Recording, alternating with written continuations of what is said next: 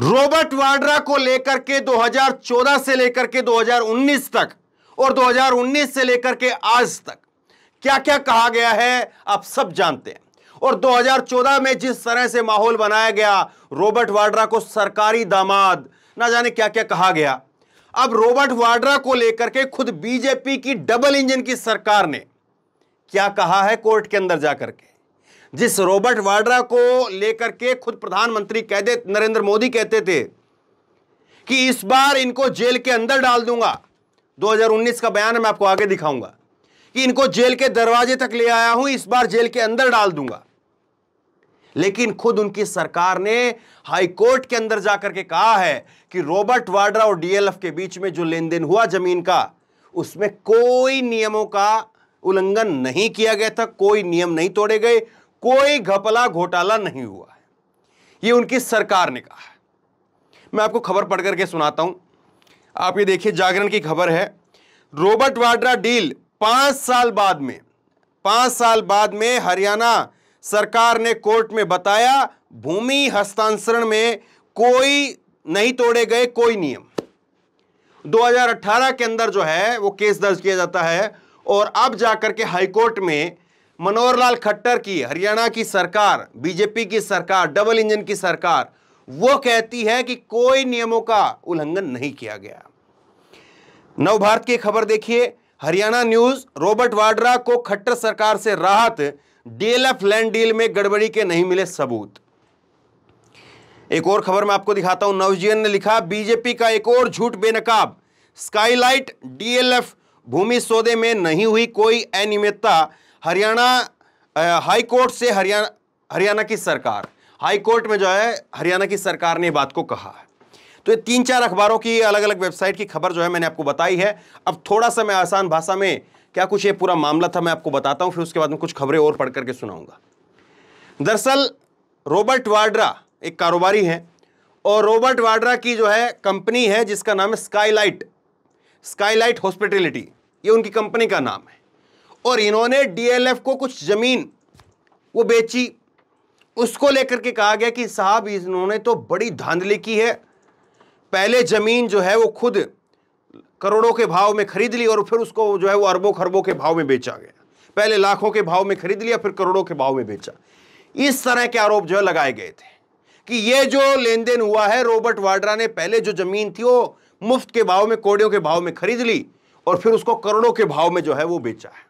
ये पूरा मसला था और इस मसले को लेकर के जो है वो पूरी जो है वो खिचड़ी बीरबल की बनती रही और अब जाकर के पता चला है कि साहब कुछ था ही नहीं। क्योंकि आखिरकार कभी ना कभी तो जो है वो कोर्ट में सरकार को अपना पक्ष रखना था। कब तक? 5 साल लगे। 5 साल तक जो है चक्की ऐसी घूमती रही, चीजें चलती रही। मैं आपको खबर पढ़ करके सुनाता हूं। हरियाणा सरकार ने गुरुवार को हाईकोर्ट में बताया कि 5 साल पहले रॉबर्ट वाड्रा की स्काई लाइट हॉस्पिटैलिटी और द्वारा डीएलएफ को भूमि हस्तांतरित की गई थी जिसमें कोई अनियमितता नहीं पाई गई है। सरकार ने कहा कि भूमि हस्तांतरण के दौरान कोई भी नियम नहीं तोड़ा गया। बता दें कि गुरुग्राम पुलिस ने 5 साल पहले रियल एस्टेट डेवलपर्स पूर्व सीएम भूपेंद्र सिंह हुड्डा, यहां चड्डा लिख दिया गलती से, वैसे अन्य लोगों के खिलाफ भूमि हस्तांतरण मामले में गड़बड़ी को लेकर के आपराधिक मामला दर्ज किया गया था। लेकिन अब जो है चीजें क्या हुआ है, अब क्या निकल करके आया है, किसी भी नियम का उल्लंघन नहीं हुआ, यह निकल करके सामने आया है। सरकार ने हाईकोर्ट में बताया कि मानेसर तहसीलदार ने रिपोर्ट दी है कि स्काईलाइट हॉस्पिटैलिटी 3.5 एकड़ भूमि डीएलएफ यूनिवर्सल लिमिटेड को 18 सितंबर 2019 को बेची गई थी। इसमें किसी भी नियम का उल्लंघन नहीं हुआ है। यह बात सरकार ने पंजाब हरियाणा कोर्ट में एक घोषणा पत्र में कही है। गुरुग्राम के वजीराबाद तहसीलदार द्वारा पेश की गई रिपोर्ट में स्पष्ट किया गया है कि विवादित भूमि डीएलएफ यूनिवर्सल लिमिटेड के नाम पर नहीं है, बल्कि यह अब HSIIDC के हरियाणा के नाम पर है। तो सारी बातें निकल करके सामने आ रही है। अब जरा मोदी जी की खबर देखिए आप। ये जो है वो अमर उजाला की खबर है और ये खबर है 8 मई 2019 की, चुनाव के टाइम की खबर है। क्या कहते हैं मोदी जी? मोदी जी कहते हैं रॉबर्ट वाड्रा पर बोले पीएम मोदी, जेल के दरवाजे तक ले आया हूं, जेल में डाल करके दम लूंगा। अब इन्हीं की सरकार कह रही है साहब कोई घोटाला ही नहीं हुआ, कोई घपला ही नहीं हुआ। और ये बातें मैं अपनी तरफ से नहीं कह रहा हूं, अखबारों की अलग अलग कटिंग जो है वो मैंने आपको दिखाई है, अलग अलग वेबसाइट और दैनिक जागरण अखबार उसकी खबर। क्या कहेंगे? देखिए, एक बात तो आप मान करके चलिए, राहुल गांधी का भी आप ये बयान देखिए, रॉबर्ट वाड्रा की जांच करें लेकिन पीएम मोदी की भी करें। राहुल गांधी को, प्रियंका गांधी को लगातार जो है रॉबर्ट वाड्रा के नाम पर संबित पात्रा और तमाम लोग जो है घेरते रहे। एक बयान जो है वो आज का भी मैं आपको दिखाता हूं। ये सब कुछ आ गया, उसके बावजूद जो है बीजेपी जो है अभी भी हमला कर रही है। ये बीजेपी का जो है वो राज्यसभा के सांसद, उनकी तरफ से जो है वो 21 अप्रैल को आज जो है वो प्रेस कॉन्फ्रेंस की गई है और इसमें क्या कहते हैं ये सुनिए। प्रधानमंत्री श्री नरेंद्र मोदी ने बार बार कहा है कि हम करप्शन को जड़ से उखाड़ना चाहते हैं, इसके लिए काफ़ी नीतियां भी बनाई, लेकिन कुछ ऐसे नासूर हैं जो आपके सामने हैं और ये यूपीए के पार्टनर हैं, चाहे वह राहुल गांधी हो, वाड्रा हो, गांधी परिवार के या कुछ और लोग हों।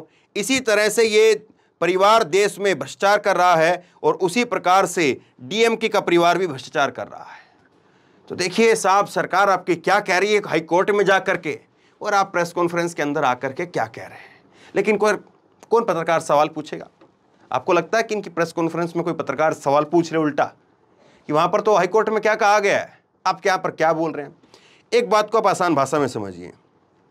रॉबर्ट वाड्रा 2004 से सरकार थी, 2014 तक सरकार चली और 2014 में जो है वो मोदी जी की सरकार आती है और उससे पहले करीब जो है 2-3 साल पहले रॉबर्ट वाड्रा को लेकर के माहौल तैयार किया जाता है।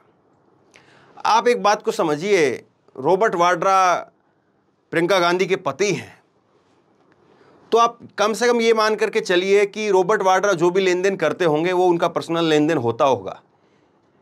लेकिन जब ये सारा मसला उठा या जब जो बातें हुई, और उनको भी पता है, उनको भी उस वक्त भी पता होगा कि जो सब कुछ लेन देन हो रहा है, जो कुछ हम खरीदारी कर रहे हैं, जो कुछ हम बेच रहे हैं, तो इसका क्या प्रभाव पड़ेगा, विपक्षी पार्टी इसको कैसे भुनाएंगी। क्योंकि राहुल गांधी की अपनी कोई प्रॉपर्टी या अपनी कोई जो है वो इस तरह का बिजनेस नहीं है, प्रियंका गांधी या सोनिया गांधी का नहीं था, एक ही व्यक्ति है इनके परिवार के अंदर। अब जाहिर सी बात है, उनके जो इतने भी कागज रहे होंगे, रॉबर्ट वाड्रा के जितने भी डॉक्यूमेंट्स रहते होंगे, या पहले को भी कोई खरीदारी की गई होगी, तो जाहिर सी बात है वो तब की सरकार, उनकी सरकार थी, बिल्कुल साफ करके चीजें रखी होंगी। और ये बातें बीजेपी को भी पता था। और आज आप मान करके चलिए वही जो जय शाह, अब जय शाह एक ही जो है व्यक्ति है जो बिजनेस के अंदर है। जय शाह एक ऐसा व्यक्ति है, अमित शाह, मोदी, इन सब के बीच में जो अलग है। और कल को जो है कांग्रेस की सरकार आएगी या किसी और की सरकार आएगी तो जय शाह को भी टारगेट पर लिया जाएगा। तो जाहिर सी बात है जय शाह के भी कागज, डॉक्यूमेंट जो हैं वो आज कच्चे नहीं छोड़े जाते होंगे। टॉप क्वालिटी के, टॉप क्लास के जो हैं, जितने भी पेपर चेक करने वाले लोग हैं या पेपर बनाने वाले लोग हैं, वो सब लोग देखते होंगे, जितने भी टॉप अकाउंटेंट हैं वो सब देखते होंगे।